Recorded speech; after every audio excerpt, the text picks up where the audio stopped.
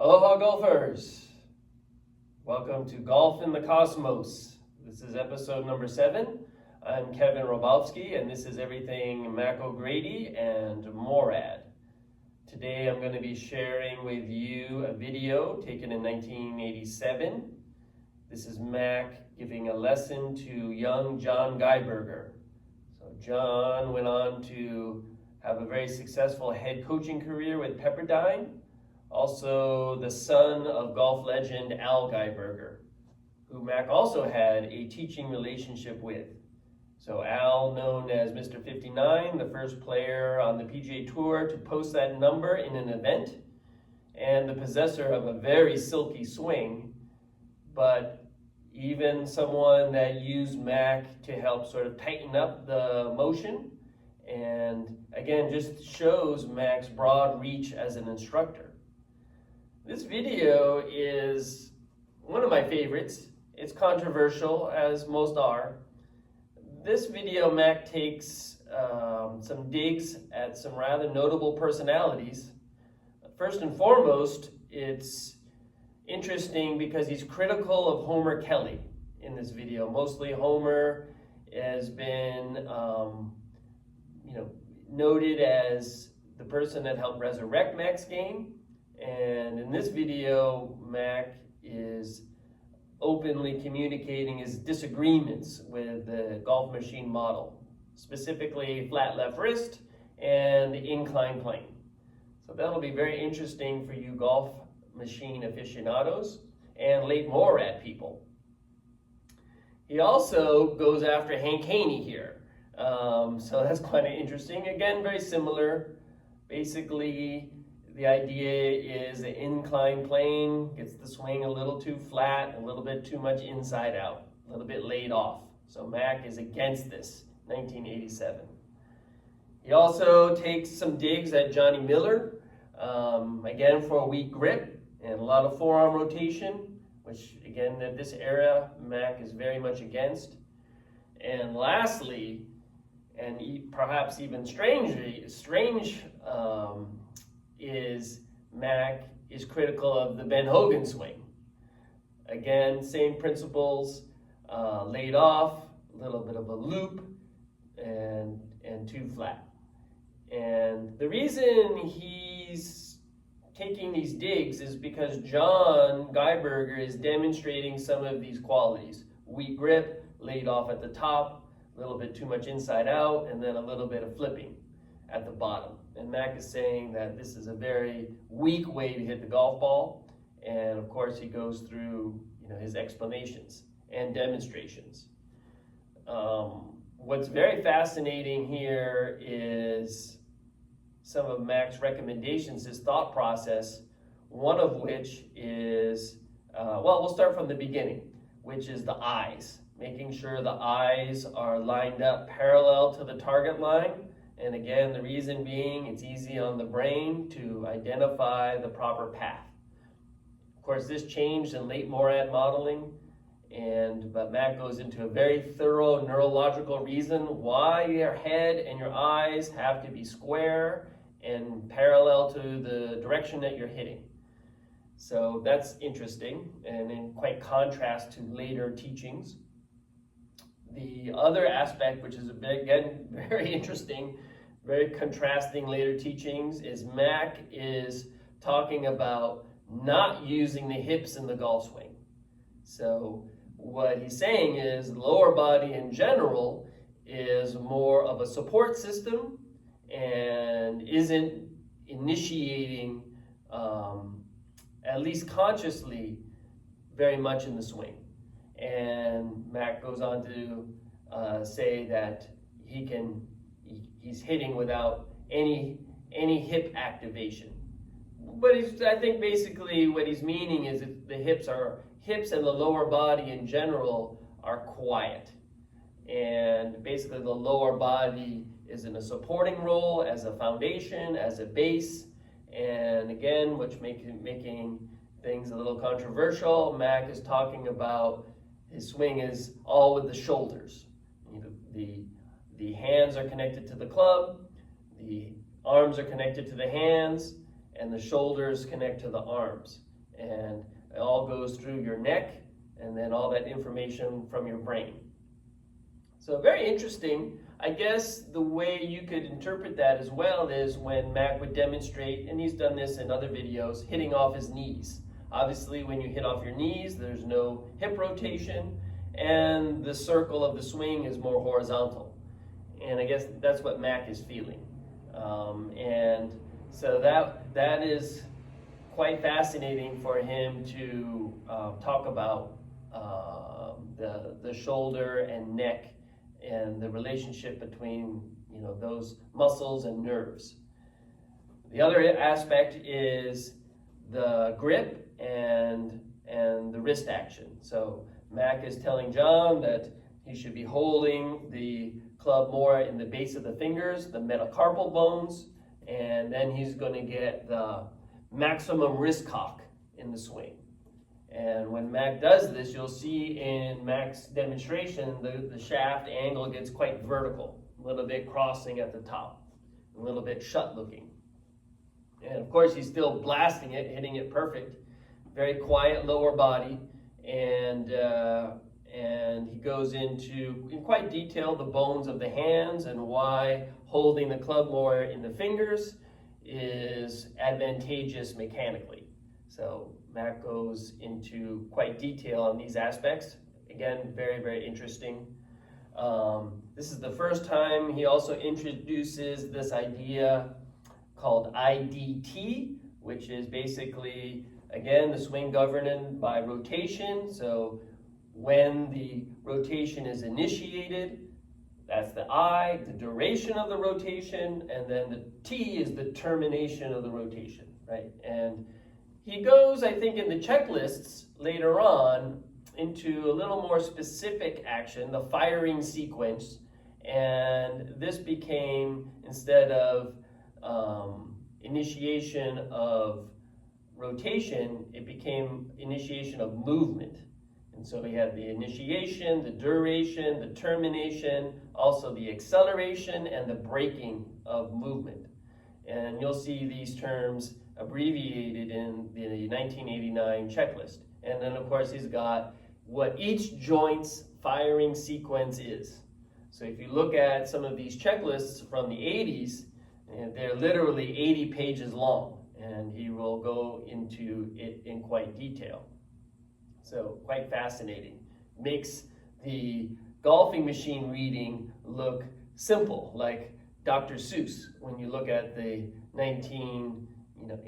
late 80s Morad checklists. The last little thing I want to touch upon is, again, the emphasis here of the narrative. So Mac will also chart out to John sort of his rise and fall and rise again in the swing, and how all that came apart. So again, you'll hear the narrative, how Mac sort of lost his game, why, and then how he got it back. And basically the Morad model, which he created with Zavin Manjakian, that's really the responsible model for his successful 86, 87 PGA Tour winning swing. And the swing that most of us, I think, really have grown to admire. So please enjoy the video. I know I have. I've watched it, maybe 100 times. So every time you watch it, you pick up, new things. And I'm glad I'm getting so many views. So that's helpful. I want to thank everybody for doing that. But if you are watching the videos, these segments, please like and subscribe, because that helps the YouTube algorithm get this out to the masses, and that would be really beneficial to everybody. So like, subscribe, maybe share the video. You can comment, you can email me, and again, look forward to giving you more content. Aloha, everybody. Start to spin it forward, because the right elbow gets down here and starts straightening out, then all of a sudden the hands start moving forward. So the hands, for the elbow, take it to the top again, go up to 4. How'd that feel? Perfect.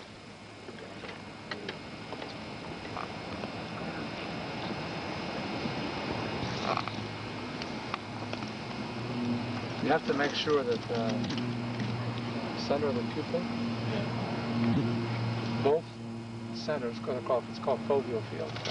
And you must look at the ball and be in contact with the ball from the time you go to the top all the way down. Now, if you take it to the top and your head turns, you get your left hand above it, the right pupil is not, and you switch into the peripheral field, scrambles the transmission of the unconscious learned motor memory system that's supposed to be governing all movements.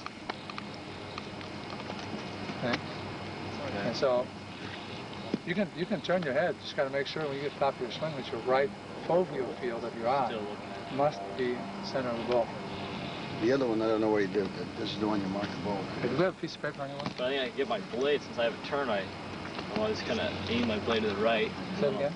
I'll aim my blade to the right, and I'll try and turn it back with my hands. Like I'll set, and then I'll kind of go like this. Just square it back. I think when I turn my head, it's easy for me to square it up. Here, let me show you something. Watch. Hey, Rafa, that's fine. Let me have that. That's perfect. You don't need this? It's perfect, yeah. Watch. You have, this is golfer's head. There's the eyes, right? Golf ball's down here. Okay. I'm not a very good drawer, boys. No, I'll put it this way, beam his face. Okay, ready?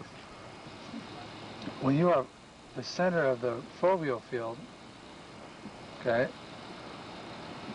it must be focused on the ball, okay, from both eyes. Okay. All right? Okay. Now your peripheral field will pick up from there, across the nose, this goes across there. Okay? And this is called visual field. Okay? When you turn your head like this, Okay. and it switches, if this foveal field out of your left eye, you turn it, it could still be on the ball, but the right eye, it can be blocked out by the nose. If you do that, then you'll scramble the unconscious learned motor memory system, and your head will jump and your eyes will jump to try to get back on the ball, on the image of the ball. Okay. Okay? If that happens, you're gonna run into some severe problems. The brain, how the brain codes everything. So, if you are tilting your head, cocking in this direction, as long as you can go to the top of your swing and have your right eye still picking up the foveal field into the ball, then you're all right. And have your head like this, just as long as you get it to the top, Right, I see. both eyes got to be on that ball. It's called the foveal visual perceptual lock. Okay, must. Okay. And what makes golf so tough for the average guy, the average handicapper, he's looking at the ball. He'll take the club to the top, and then all of a sudden he turns his body over, and now he's got the ball in his peripheral field out of his left eye. You gotta move. Yeah, then he'll go like this and jump back. At the moment the eyes jump and the head jumps, the focus on them, hands lose their code in the direction where they're supposed to be moving, the space and all about. Automatically scrambles everything. That's part of it. That's biology. So you have to find out when you go to the top of your swing, can you still see out of your right eye? Can you? Oh, yeah. Let me say, do it. If I have the old way? Yeah, do it any way you want. Just go ahead and set up, right? Yeah. I can still. See the ball? Yeah. Okay. How much of the ball do you see? Is your visual? Do it again. Take it to the top. Tell me when you can see out of your right eye. Tell me when this object picks up. I can see it way back there. What? I can see it earlier. No. Close your left eye. Can't. Okay. Okay. Can't close my left eye. What? Can't close my left eye. Close my right. Top of your swing, can't close it? Just close it? Just, I can okay. close my You can't right. close it. I'll help you. I'll help you. Ready? Okay. Hold on a second. I'll help you. Okay. Okay. Tell me when you see this object. I see it right now. Right. I see it. Huh? I see it earlier. Okay, tell me when you can actually see the edge of the object. Okay, ready? Tell me when you specifically see the edge. Right there earlier. Right here? Yeah, right there. A little bit Good. pulled out even. So, as long as you've got your head, this is the way the eyes work and the head works sometimes. You'd be better off eventually training yourself to try to keep it as straight as possible. Yeah, that's what I'm trying to do now. And see, 'cause the reason why is that there's no, you got a pen, Rafael? Where do it? I got it. Here's another reason why. Because this is your right eye and your left eye. Okay? You got to try to keep it parallel to the target line of address. If this switches sideways, or this eye is tilts under and the right eye is back over here, and your foveal line is going across, your hands have a tendency to go more inside and follow that line where your eyes are. Okay, I don't do so much. I turn it under. I think I turn it more this way. No. You know what? Here's your foveal. Set up again. Go ahead. Okay. Turn. Now go and tuck your head how you do it. Yes, exactly. Okay, now there's the line of the pupils of your eyes. Yeah, the club wants to go in there. So your hands will automatically go inside because of that. Yeah. Okay. And have a tendency to come across here too much. It's okay. You'll make the compensation somewhere during the swing. And you're better off trying to square it up. Square everything up. Now, I'll set your head up where it's supposed to be, where it's close to be, right? Okay. Tell me when you're ready to go. I'm ready. Okay. Right there's fine. Okay, yeah. That's fine. 20 minutes explaining that to me this morning. How about right Toward here? the pictures and all. That feels closer to what I've been doing. Okay. See, he moves his So head that's too fine. fast. Now you don't want to begin it like this. You know how Lanny sits into it? Yeah. Huh? Okay. Now your eyes are going across the line, and the tendency is the hands will follow where the foveal line is of the eyes. Inside, yeah. They'll have a tendency to go in that way. Okay. And if it goes this way, now feel it. Go ahead. See the hands going. Feel like now go inside. Have your head tilted and go inside. See how abnormal that feels? Yeah. Plus you have the stretching of the muscles in your neck called sternocleidomastoid. Okay. There's many receptors and sensitive cells in the neck. Those are all tied into the ear, into the eye. You got to try to set it up. Now listen, I had a problem. I set up for years like this. Yeah. Years I did. And got to back up like this. You're always fighting. You got to fight it somewhere with your hands through the Your wall. hands will make your compensation somewhere. That's what I've been doing. And at your age now, for the next 3 to 4 years, you just line all that stuff up. It takes about 20 days to realign the position of the head. If I do it for 6-8 days, I'll square my head. Then I can't play. I go back to my old way. See, here's another thing. Watch. Is that when you take your head and you tilt your head this direction, this way, the left side of the muscles of the neck are being stretched. You feel? See what I'm doing? Yeah. Okay. Supposed to come up here like this. Now, the moment this is being picked up through the ears, the neck through the ear to the eye, you turn your head like this. Now there's hair cilias in the inner bone of the ears that are mounted horizontal to the ground, right angles to the ground, then parallel to the ground. You sitting here like this, now the sac, because of gravity, it's at the bottom of the bones. You start tilting like this, automatically the ears will start making adjustments on the whole shoulder turn and everything else. Yeah. Because you'll get here like this, then if the head rotates back and it rights itself back up. Or I'll stay back. I'll stay in here, and I say, well, I'm kind of off playing. I'll have to fight back with my hands instead of on playing. And now, based on biology, if I was telling you what to do, say, square everything up. Both muscles, both sides of the neck. It's really sensitive muscles because they're always picking up information. Yeah. Square it up. Get your eyes on the same line of the foveal field.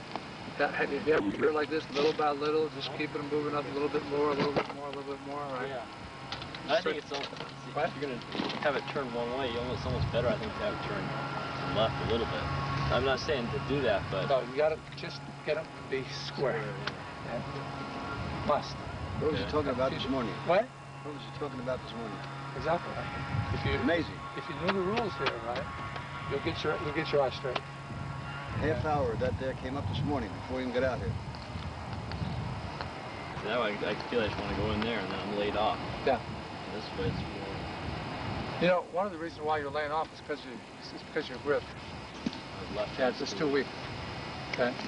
See, the problem is that the club will... You'll take the club back. You have a weak left hand. You'll take it back like this, and then all of a sudden, once the right elbow starts bending, the whole wrist will start rotating this way. Right? Okay. And because your left wrist is so weak, you'll take it back under like this. Then all of a sudden, the moment you get a violent rotation, right? Then it'll fall inside.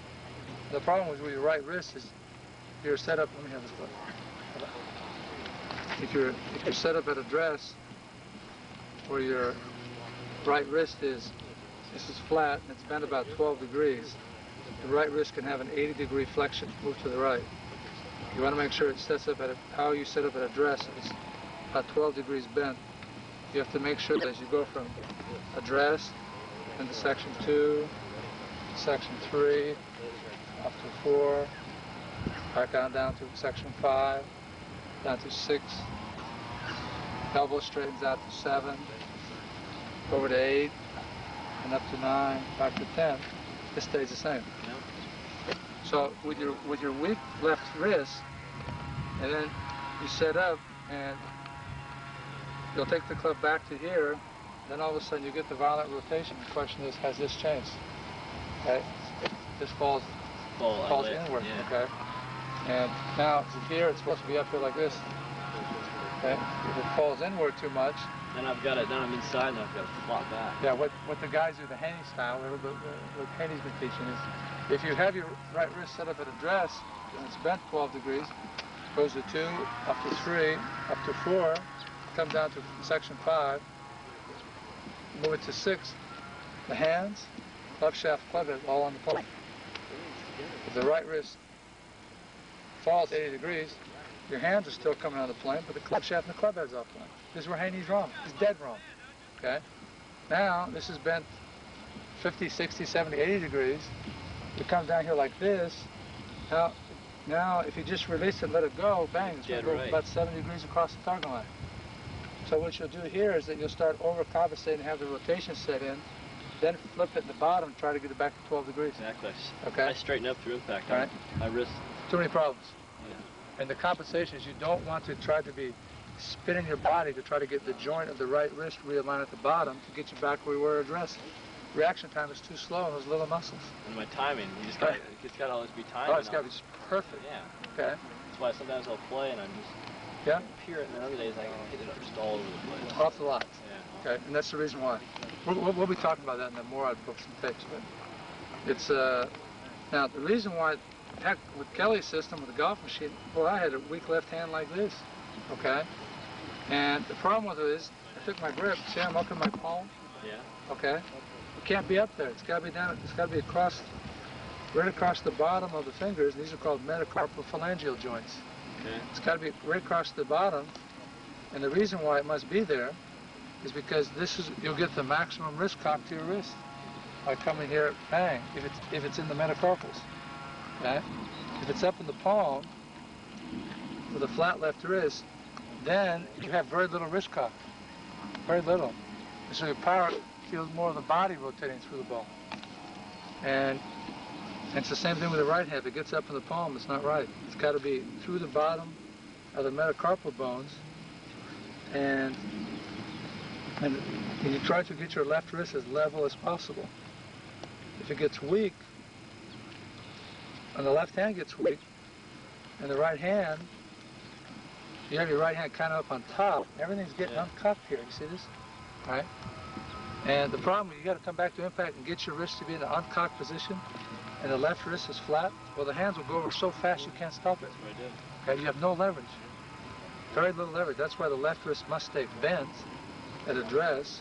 It's in the metacarpals. This way, when you take it up and you come down, your right elbow straightens out.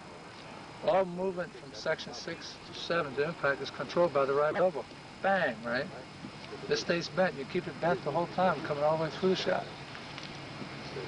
And the other thing is, being your size, you must have your left wrist bent.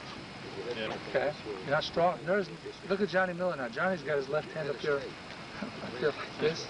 And the next thing John comes up, bang, you can't even stop it. The whole hand's turn over so quickly. Like, okay? This is why these guys get all these hand injuries. Because these carpa, metacarpal, phalangeal bones, collateral ligaments on the top and the bottom, right? They're shifting. Every time you get it level here, then it's shifting under. Well, hell, here, let me show you something. Watch this. If I have this left wrist bent, I can just come into impact and just rotate my wrist. Basically, just the wrist is moving here.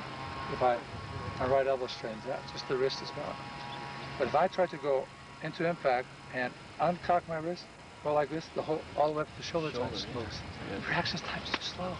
You can't have, there's 1, 2, 1, 2, 3, 1, 2, 3, 4, there's like 20 some odd bones in the hands. You can't be having all these ligaments go under, uncock, stretch, rotate, and then the whole radial bone and ulnar bone and humerus bone all over the shoulder socket. It's going to be moving. You get 10 muscles, 6 muscles, 4 muscles.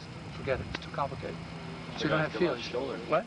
A lot of shoulder injuries. Well, the shoulders, you don't, in the shoulder joint, I mean, when you come down at the bottom here like this, you get a certain rotation going on in the hands and a little bit in the muscles, but this goes uncocked. Then it's going this direction. Every time you come to impact, metacarpals, everything's got to go under. And see, that's why the hands is, what we're trying to do is get the hands set up pretty level at address here, and the only function you have is the right elbow bending up and bending down, then the bottom bang will straighten out. Okay? And you want your larger muscles of your up from your waist up, upper torso, bang, it's rotating all the way through the shaft. All your power's coming from your upper body, not from your hips, your legs. They're just stabilizing everything. Hell, John, I can set up here with an 8-iron and just get all my power from my upper torso. Bang, I mean, that's 155-yard 8-iron. I didn't use any part of my hips, all shoulders. And the reason why you have to use your shoulders, because these are sensitive muscles in the whole body.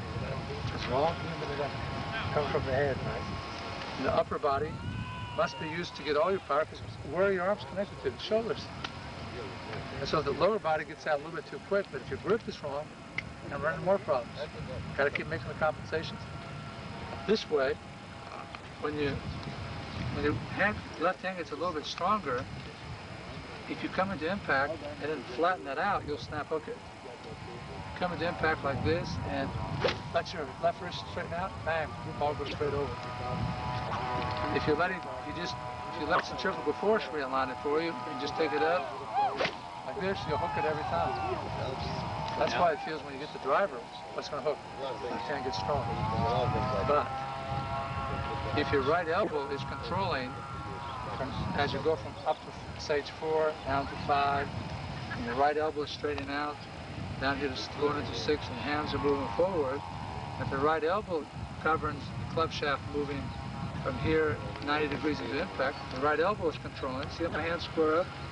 Just because the right elbow is straightening out. See that? I could come into impact and move my hands independent of the right elbow, but the right wrist plans out. See? And the right elbow moves everything, bang, straight forward. I mean, I can take this up like this, bang, move this right elbow, straighten that thing out, but your upper torso moves with it. If I can have very strong grip like Couples or Fiore or Casper and those guys, how do they cut the ball? If the left wrist is so bent, it's because the right elbow is coming down. Stage 6 here, it's straightening out. The club will come on the same movement every time. The same rotation. The hands rotate square because the right elbow is straightening out. Every time, like this, you sit hitting little cut shots, even with the left wrist so strong, because the right elbow's in charge. But the moment you get at the bottom, you get over here and try to flip your hands over, your hand is independent of the right elbow, you're dead. Just dead duck soup. What? Yeah, you feel this action. You run into a lot of complications. So if you have a weak left hand like this, see how it's up in the palm? Okay. And the right hand is more on top. You're taking fine here, then all of a sudden the right elbow bends and look at the rotation going on. Okay, if you have a weak left, and then a stronger right, I used to have a weak right too, and I was really in trouble. What's wrong? I know. But if I turn my right stronger, would that help it? Left hand's got to get over. Left hand's just got to move over. Because you have better leverage, everything else. Rafael, let me have a 5-iron. Much better leverage. You can move so much slower through the ball.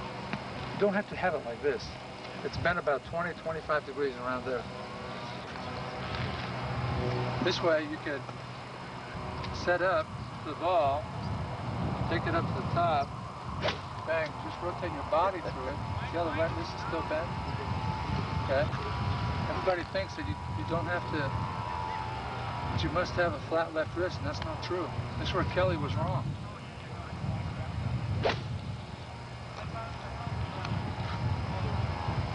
Especially when you know that when you're going from stages 4 to 5, and the hands went from here and outward, now the hands got to start coming forward. They go forward just by straightening your right elbow out. The hands don't keep moving out towards the ball here, then come back in. Okay. A lot of guys go from 4 to 5 and keep going this way, and they know they're above plane, and they start coming out of their waistband, and their hands start coming back towards the body. Mind you, I can come in and then quickly go over there. But they start coming this way, and the head's moving up, coming out of the radius, the eyes are jumping downward to keep the image of the ball in the center of the eye. Too much activity, too much movement going on. Brain can't code all of it. See? If you start getting the hands involved, here's what you're doing. You're basically set up in a dress. You go to section 2, the hands rotate. You get section 2 here, and now you shut off all the hands. All you've done is keep turning up, right elbow bends. Larger muscles are in charge. You start straightening your right elbow, come all the way down to the very, very bottom like this, bang, and the right elbow straightens out, bang. Okay? And the hands move this direction, square up, because the right elbow is straightening up.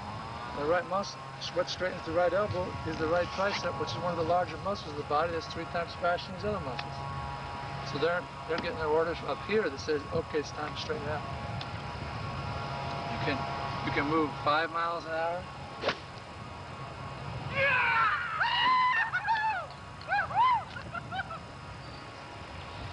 can go 50 miles an hour. All I'm doing here is monitoring my body speed, my upper torso, and trying to time it with my right elbow. Go 95 miles an hour. But everything else seems well balanced. Go ahead and let me go 50 miles an hour with a flat left wrist, cupped up in the hand. Okay. Okay.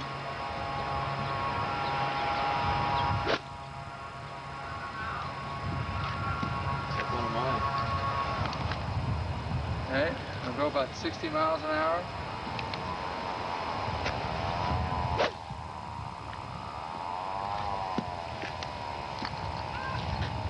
This is awful.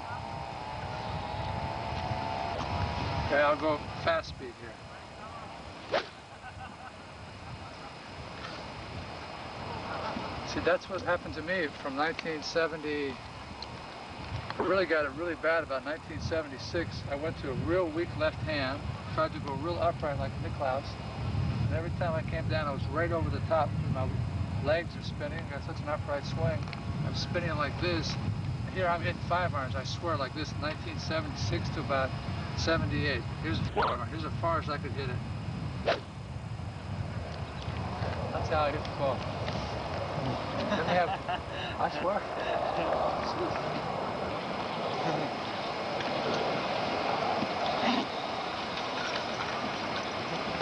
Then I got to the point I could hit a driver about 210.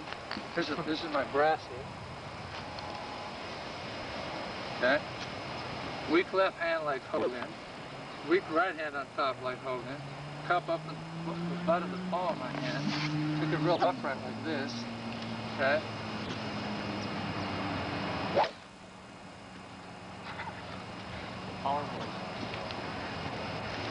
I got to a point where I lined it up. This is the fairway, and such a fair with the slice. I start lining up like this.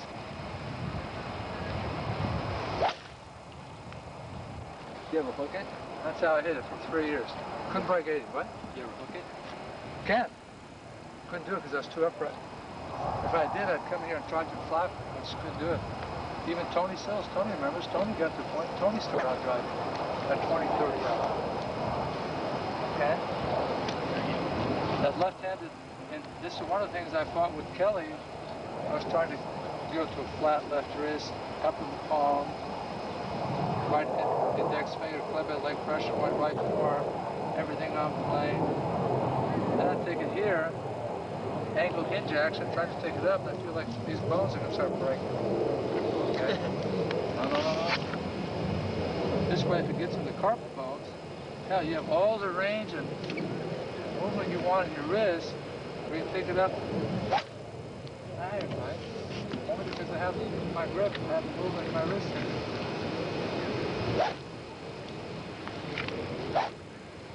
I put it up in the carpet, and here,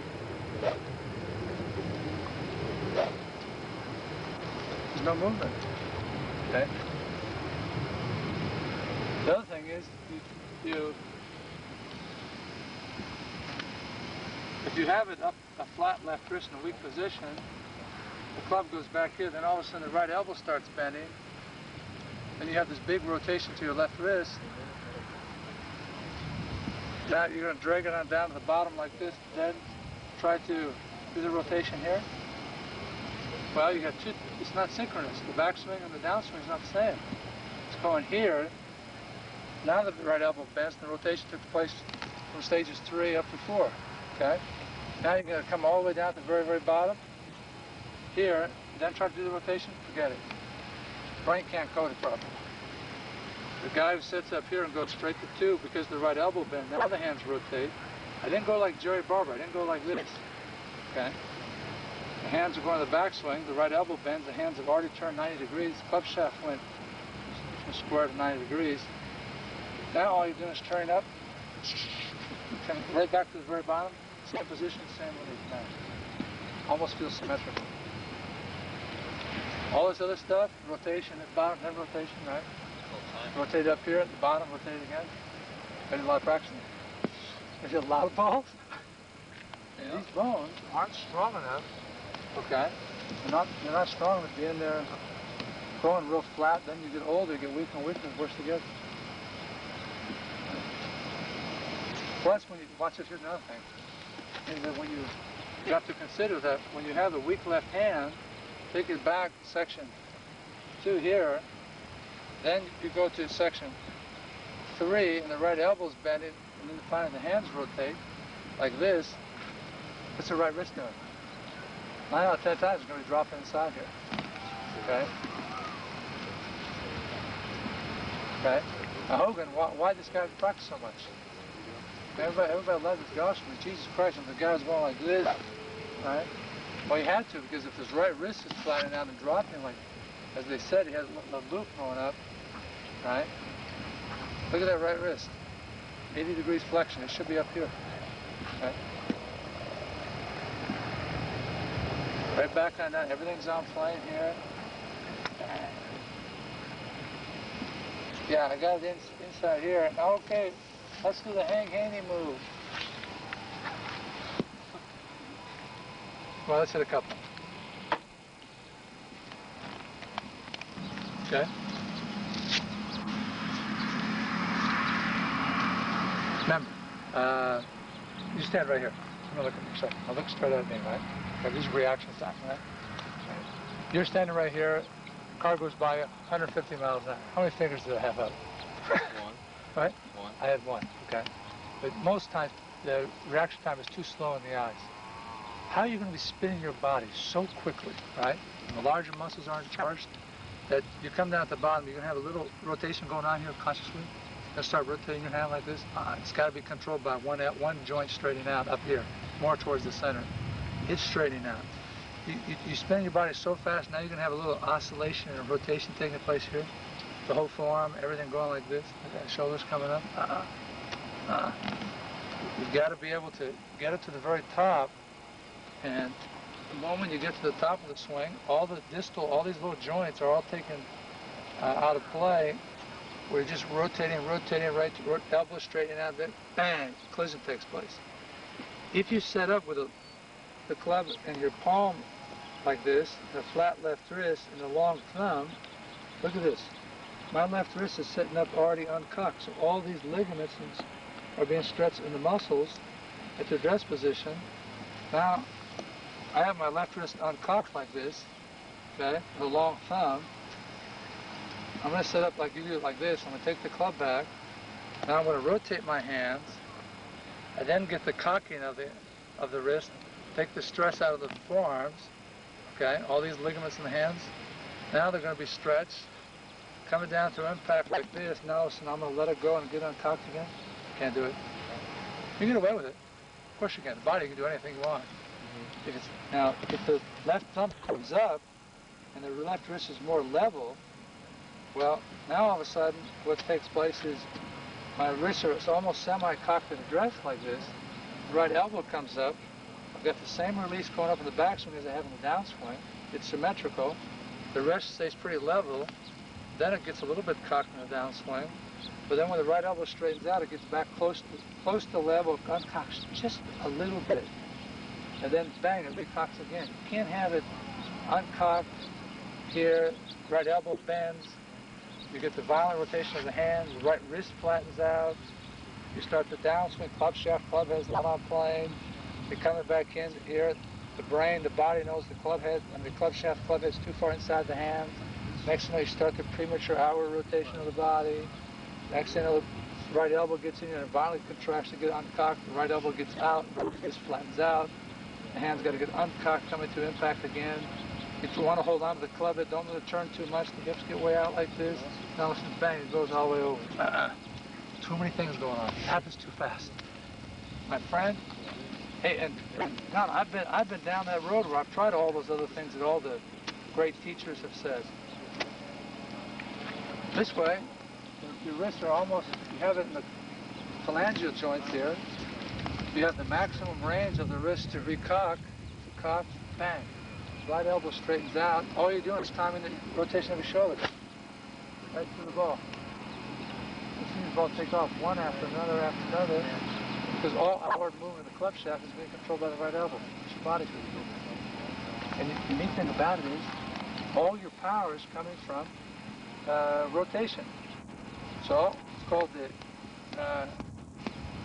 the IDP. So you have the initiation of the rotation, how hard do I want it to be? Then you have the duration, how much you keep rotating. Then you terminate the rotation. We have initial blast, then you slow everything down. Just enough to have your right elbow time it. Right wrist stays bent. Right wrist goes up, always staying bent all the way through, bang, right? And if you want to move 5 miles an hour or 50 or 75 or 100 miles an hour, you don't have to ever worry about your hands. These last distal joints go in there and rotating prematurely, because you can't rotate prematurely until the right elbow straightens out. They can't turn over. They can't do it. And when you get under pressure, those hands aren't turning over until the right elbow straightens out. You can move it slow.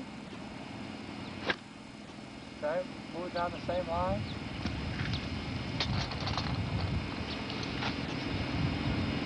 Or, if I want to hit 7 iron, 160, bang, okay? Bang, straight as a bullet, down the same line. It's all being controlled by my rotation of my upper torso, and I'm not worried about the hands, because the hands aren't going to start rotating until the right elbow straightens out. So all you have is one tricep muscle, one muscle activated. You don't have 4 here, 6, or you don't have, well, when you have the weak left hand, you have a combination of all the muscles, the left forearm, you have 4 in the wrist, 6 in the elbow, all the way in the shoulder, 10 in the shoulder, all being activated. Plus in your right arm, because this gets uncocked and that starts rotating this way. This way, everything else stays neutral. The right elbow bends right one muscle called the right tricep. That's while it's working. And everything else is just rotating around your upper torso. And the brain can monitor that, because it's the only muscle that's firing, the right tricep. So you feel very slow. You don't feel the muscles jumping or moving. You get weak left hand, you got to go like this. You're trying to control the radius of the club head, like this.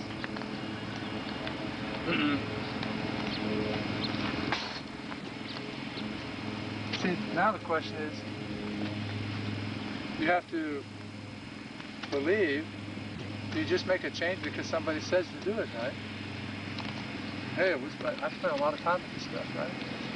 And you go to the qualifying school like I did, and you get to this point you can't break 80, right? For years. Here, I'll draw a graph here. Watch this. You explain to me why this is taking place. Okay? Watch. 1972. Okay? I want to stay on the competitive level, CL. Okay? I'm 20 years old. 1972, I'm 20 years old.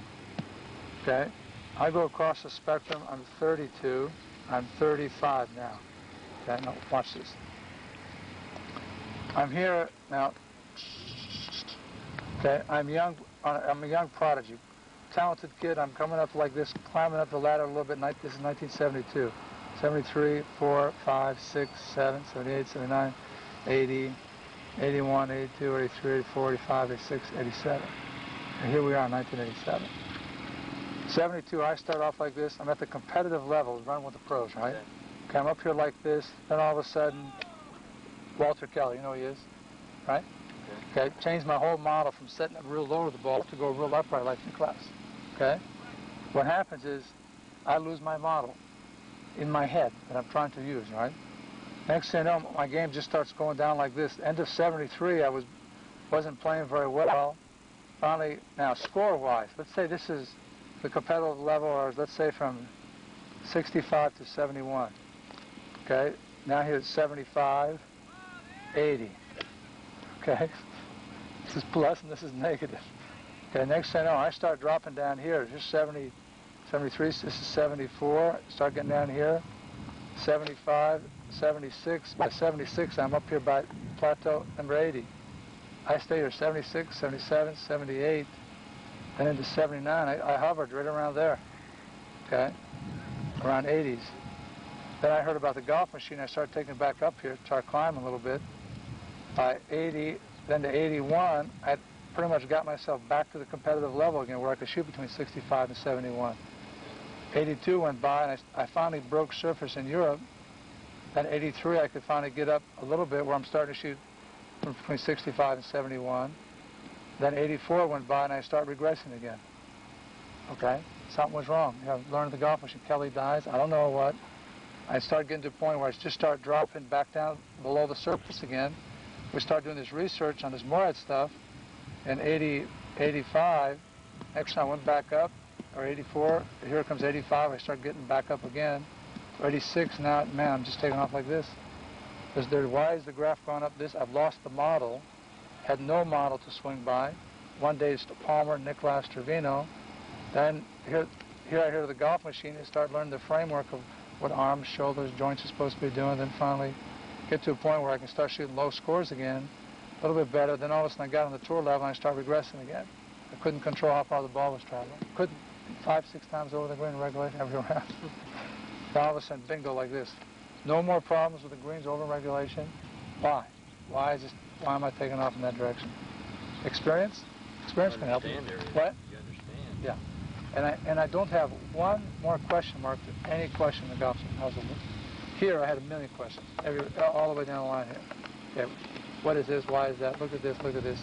Taking it into the competition like a test pilot and prove the theory. I like to think so. Hey, and I'm not the greatest player in the world. If I was the greatest player in the world, I'd win 15 tournaments a year right now. I know I would. I'm improving. I'm still doing my own little R&D and that, research and development and ideas. But when I got to this point in 84, with no more hands, I took off. The CNS, central nervous system, everything's stabilized. Okay? Here, I always felt the hands kind of flipping, but when I was a kid, around here at 72, I had very little hand movement.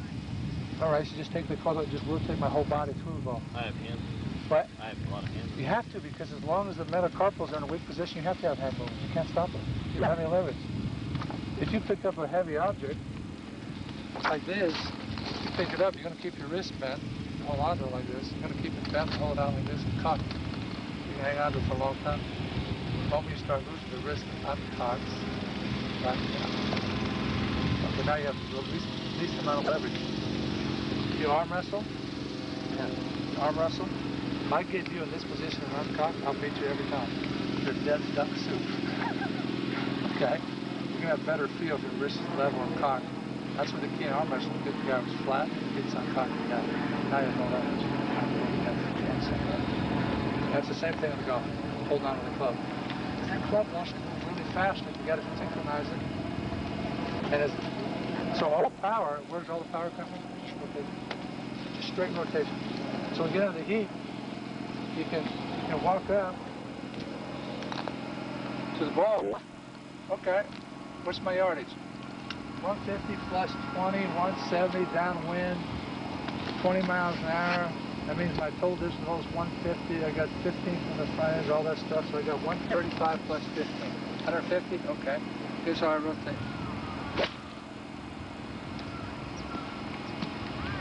You know exactly where all your power is coming. If I want to hit it 165, I know exactly how far to go ahead and rotate my body. If I want to hit it into the wind, a 30-mile-an-hour wind, 110 yards, which makes it 140, I got a .407 at it. My rotation. Everything's just rotation. How fast do I want to spin? I want to spin a little speed, fast speed, slow speed, just depends. And my right elbow, it all depends how fast I'm going to spin my body 100 miles an hour. If my right tricep's going at 30 miles an hour, I'm going to be like this. It's trailing. So I've got to time it, bang, going at the same speed. You just concentrate on one movement and make sure the right wrist stays bent all the way through. You have no problem. You know, the worst pressure.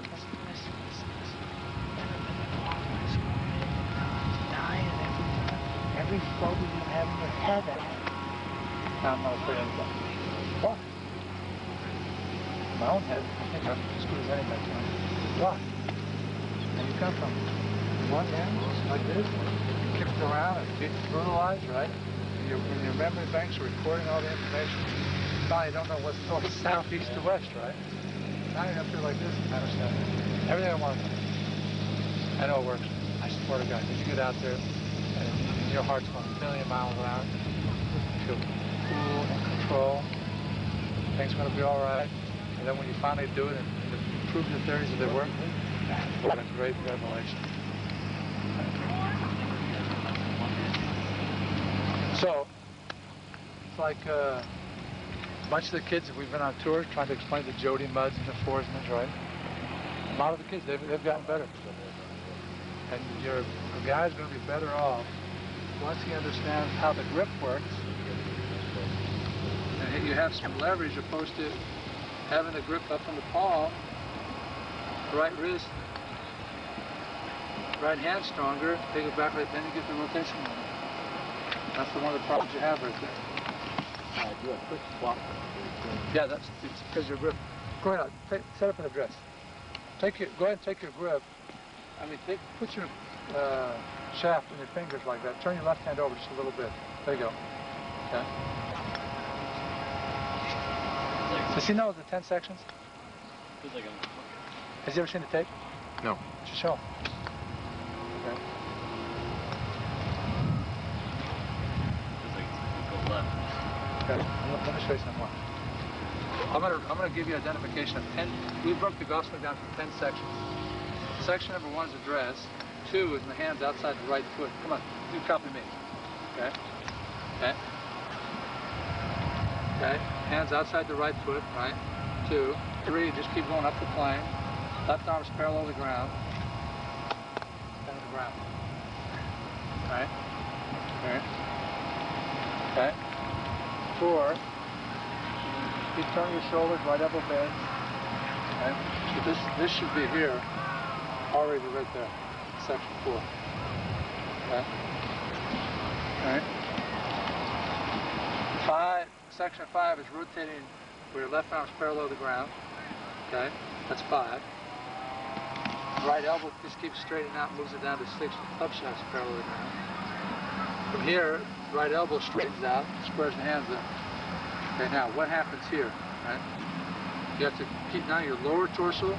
This left leg starts to straighten out. Okay, clears the hips.